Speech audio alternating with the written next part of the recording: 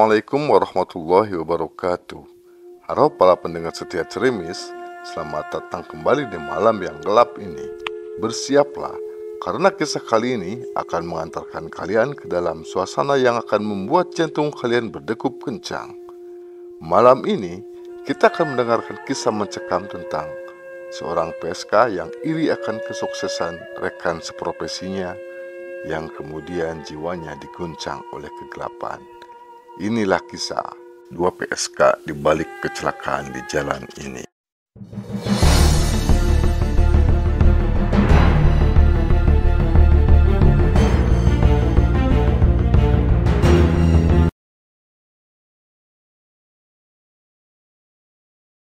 Hiduplah seorang wanita muda bernama Windy. Ia baru berusia 25 tahun, namun beban hidup telah membuatnya tampak jauh lebih dewasa dari usianya. Dulunya seorang buruh pabrik, meninggal dunia dalam kecelakaan kerja yang tragis. Kepergian suaminya tidak hanya meninggalkan duka mendalam, tapi juga tanggung jawab besar bagi Windy, yakni menghabisi kedua anaknya yang masih kecil. Sebagai seorang ibu tunggal tanpa pendidikan yang memadai, Windy harus berjuang keras. Ia hanya lulusan SMP. Peran kerja, jawaban yang diterimanya selalu sama. Penolakan demi penolakan membuat Windy merasa semakin terpojok. Setiap malam, saat anak-anaknya tertidur lelap di kamar yang sempit, Windy duduk sendirian di ruang tamu. Pikiran-pikiran gelap menggerogoti kepalanya. Numpuk, biaya makan sehari-hari dan kebutuhan sekolah anak-anaknya seakan menjadi tembok tinggi yang mustahil ia panjat. Hingga Windy pun terhimpit dengan hutang di mana-mana. Windy tahu ia harus menemukan cara untuk bertahan demi masa depan kedua anaknya. Ia akhirnya mengambil keputusan yang sulit dan kelam, yaitu menjadi wanita tunasusila.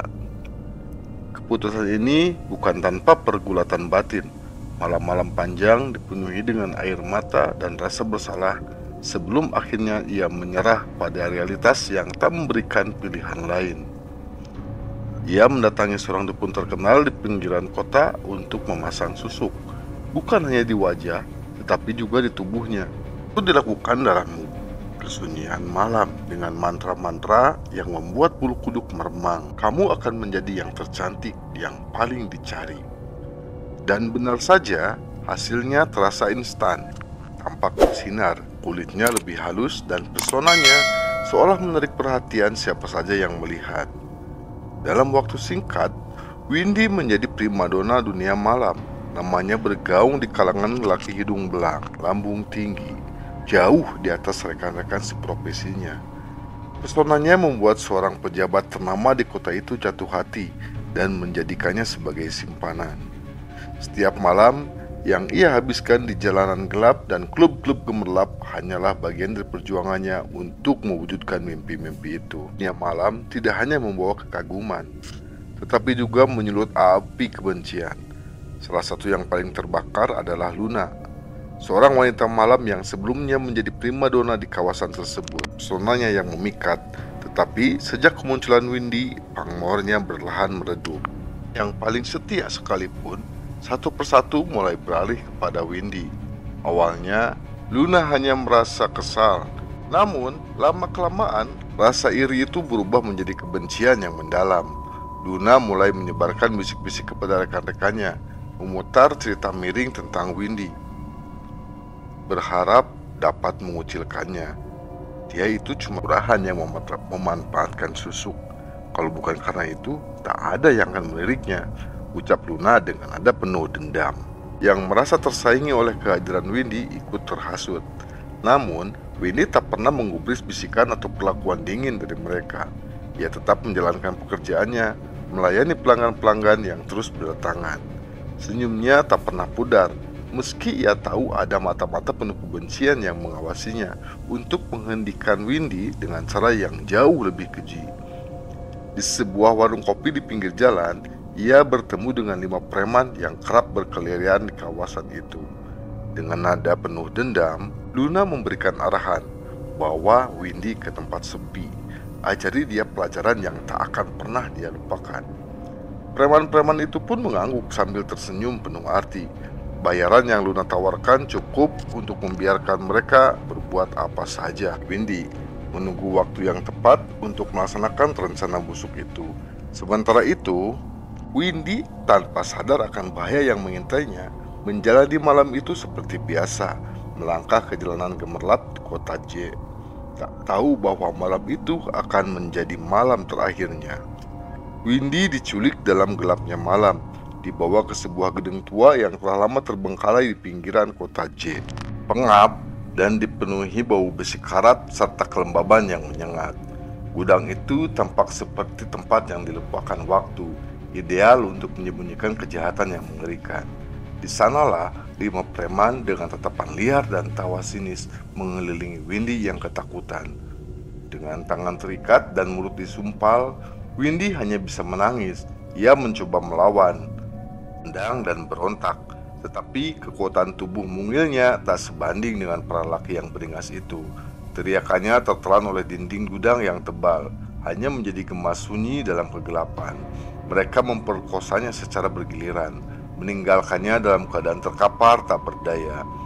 Tubuh Windy gemetar, jiwanya hancur, tetapi kesadarannya perlahan memudar hingga akhirnya dia pingsan. Setelah puas melampiaskan nafsu bejat mereka, 2 preman diberi tugas untuk membuang tubuh Windy. Mereka mengangkatnya seperti membawa barang tak berharga, menaikkannya ke motor dan melaju menuju pinggiran kota, jauh dari keramaian. Namun, perjalanan itu berubah menjadi malapetaka. Di sebuah jalan bernama Jalan BM yang sepi dan gelap, motor mereka melaju terlalu kencang hingga tak sempat menghindari truk kontainer besar yang melintas. Tabrakan hebat pun terjadi. Tubuh Windy terlempar dari motor, berputar di udara dan jatuh tepat di bawah roda truk. Dalam hitungan detik, kepalanya terlindas, menghancurkan kepalanya hingga tak berbentuk. Darah dan otak berceceran di jalanan, menciptakan pemandangan yang mengerikan. Anehnya, kedua preman yang membawanya hanya mengalami luka ringan, seolah kematian Windy menjadi satu-satunya korban dalam kecelakaan itu. Polisi pun segera tiba di lokasi kejadian. Cahaya lampu kendaraan polisi memantul di genangan darah, memperlihatkan tubuh Windy yang hancur. Berita kecelakaan itu cepat menyebar ke telinga Luna. Karena dekat dengan kosannya, dan untuk memastikan, Luna bergegas ke lokasi. Lihat, rasa penasaran mengalahkan ketakutannya. Ia ingin melihat dengan matanya sendiri bagaimana Windy akhirnya disingkirkan. Namun, ketika Luna sampai di lokasi, ia dihantui perasaan aneh. Udara malam terasa lebih dingin dari biasanya, dan suasana sekitar kecelakaan terasa mencekam. Luna mendekati lorong truk untuk melihat tubuh Windy, tapi apa yang dilihatnya jauh dari luar nalar. Di bawah kolong truk itu, Windy terduduk dengan posisi tubuh yang tak wajar. Kepalanya yang remuk tergantung ke samping, matanya keluar dari rongga dan menggantung seperti bola yang hampir jatuh. Wajahnya berlumuran penuh darah. Senyum dingin yang mengerikan menatap langsung ke arah Luna. Tubuhnya patah-patah di beberapa bagian, tetapi ia tampak bergerak perlahan seolah hidup. Mata Luna pun melebar, napasnya tercekat, tapi suaranya tertahan di tenggorokan. Tubuhnya bergetar hebat, seluruh sendinya terasa lumpuh, hanya tatapan kosong Windy yang terus menghantui pandangannya. Luna melihat Windy menggerakkan tangannya, seperti memanggil Luna untuk mendekat. Luna akhirnya pun berteriak. Suara histerisnya menggema di lokasi kecelakaan. Tanpa pikir panjang, ia berlari menjauh. Kakinya hampir tersandung beberapa kali. Dalam pelariannya, ia merasa mengikuti dari belakang. Meskipun Windy tak lagi terlihat, bayangannya seolah terus memburu Luna, menembus pikirannya yang diselimuti teror. 2 hari setelah kejadian tragis Windy, Luna tak bisa tenang. Ia seperti telah. Jalanan terlihat lengang, hanya diselimuti kabut tipis yang menyelimuti trotoar. Ketika sampai ujung jalan, matanya menangkap sosok samar berdiri di tempat Windy biasanya mangkal. Dalam gelap dan temaram lampu malam, Luna mengenali sosok itu. Seorang wanita dengan tubuh ramping, mengenakan pakaian ketat merah menyala, pakaian yang sama dengan yang dipakai oleh Windy pada malam terakhirnya. Hati Luna mencelos, tapi ia mencoba menyangkal apa yang dilihatnya. Ah, itu mungkin hanya orang lain. Napasnya mulai memburu. Luna melangkah mendekat, lututnya gemetar. Ia berusaha memastikan meski nalurinya menjerit untuk pergi. Saat jarak semakin dekat, sosok itu perlahan menoleh. Wajahnya terlihat sepenuhnya, dan pemandangan itu membuat darah Luna membeku. Wajah wanita itu hancur lebur, mata kanannya bergantung keluar dari rongga, berayun dengan gerakan perlahan setiap kali kepalanya bergerak. Kulit di sekitar pipi robek, memperlihatkan tulang tengkorak yang menghitam. Rahangnya terbuka lebar dengan sudut yang tidak wajar. Dari sendi, memperlihatkan gigi yang belum menelan darah. Dari kepala yang remuk, cairan merah gelap bercampur dengan serpihan otak menetes perlahan di atas aspal basah. Sosok itu menatap Luna dengan dingin. Mata yang tersisa menyeratkan kebencian mendalam. Terhuyung mundur, tubuhnya terasa lemas dan kehilangan keseimbangan. Napasnya tercekat dan kakinya seakan terpaku ke tanah. Dan mulai terdengar lagi lebih jelas dari sebelumnya. Luna, Luna. Tiba-tiba bunyi klakson mobil membentelah keheningan. Luna terkejut, tersendak kembali ke dunia nyata. Ketika ia kembali menatap ke arah sosok itu, sosok tersebut telah lenyap, meninggalkan tempat itu kosong seperti sebelumnya. Namun, di trotoar yang basah tempat sosok itu berdiri, masih ada genangan darah segar yang mengalir perlahan, seolah menjadi tanda kehadiran yang tak kasat mata. Luna memutar badan dan lari sekuat tenaga. Tetapi, suara tawa kecil yang mengerikan terus menggema di telinganya, tak mau pergi. Ketakutan yang mencekram Luna sudah di luar batas. Tangannya gemetar saat membuka ponsel untuk memesan ojek langganannya. Ia tak peduli apapun lagi, hanya ingin pergi sejauh mungkin dari jalanan itu. Tiba-tiba, hujan turun dengan derasnya, menambah suasana mencekam. Sementara hawa dingin menyusup tulangnya. Sambil menunggu, Luna berdiri di bawah pohon tua di pinggir jalan. Tubuhnya bergetar hebat. Namun, kesunyian malam segera pecah oleh langkah kaki pelan, seperti seseorang yang sengaja mendekat. Awalnya, Luna mengira itu pengendara ojek yang sudah tiba, tetapi ketika menoleh, jalanan tetap kosong, hanya kabut yang berputar di bawah lampu jalan. Ia mengusap wajahnya, berpikir mungkin imajinasinya mulai bermain-main.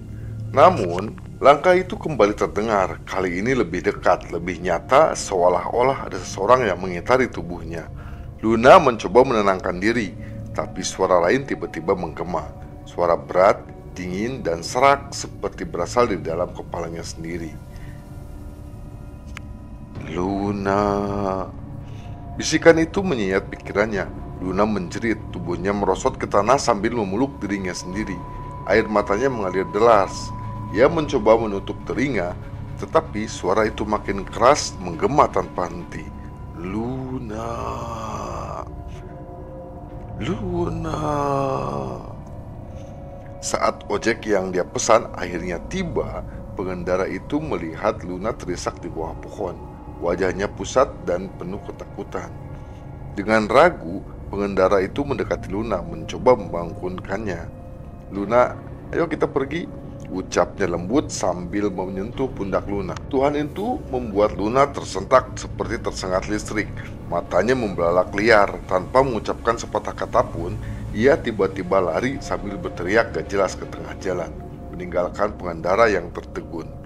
Di saat yang bersamaan, suara klakson truk membelah malam, memekakan telinga.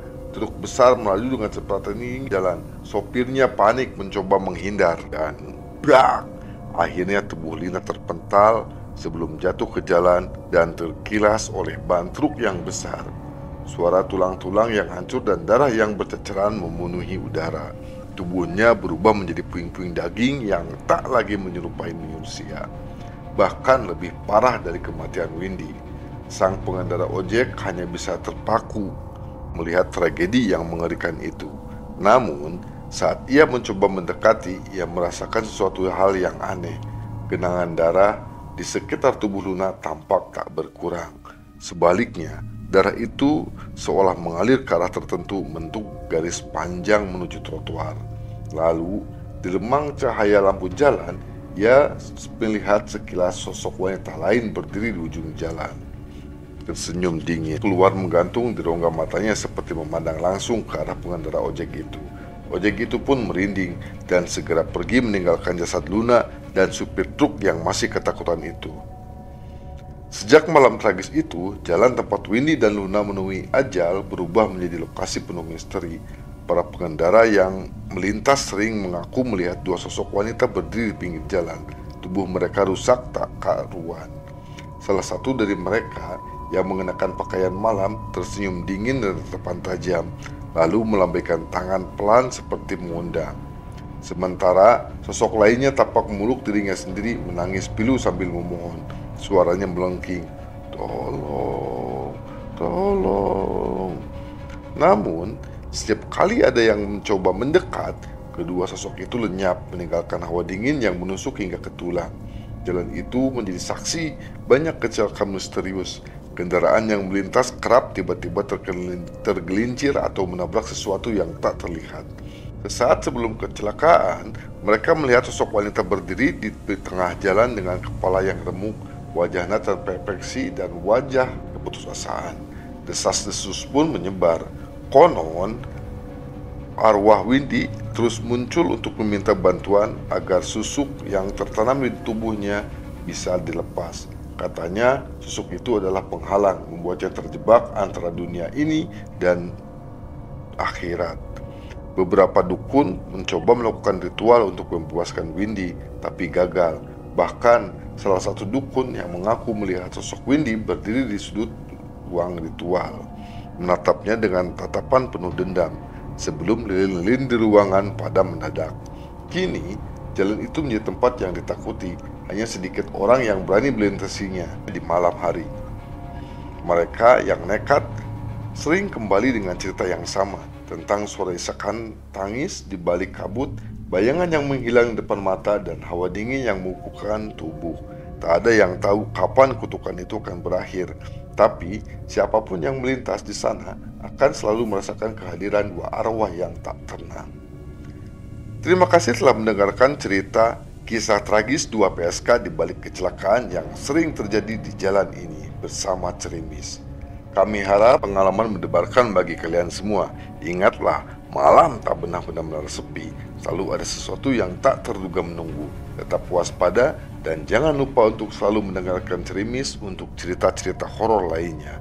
Wassalamualaikum warahmatullahi wabarakatuh.